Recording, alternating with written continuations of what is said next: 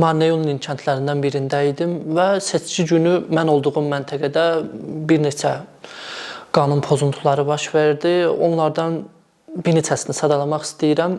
Deməli, seçici kabinetinə bir neçə nəfər şəxsin eyni vaxtda birdən girməsi oldu.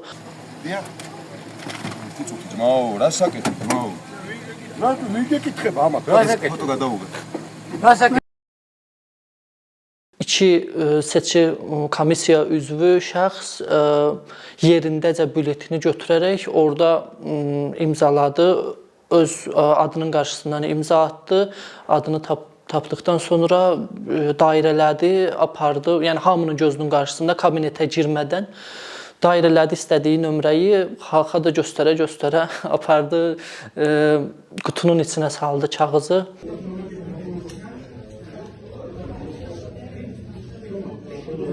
Və seçki məntəqəsində istər komissiya sədri bir şəxs bəzən bir neçə dəfə fiziki cəhətdən və yəni bir neçə saat ərzində hər dəqiqədə bizə psixoloji cəhətdən təzyiqlər göstərirdi. Bizim belə deyim, bu aktivliyimiz onların işinə gəlmədiyinə görə yəni bizə qarşı idilər.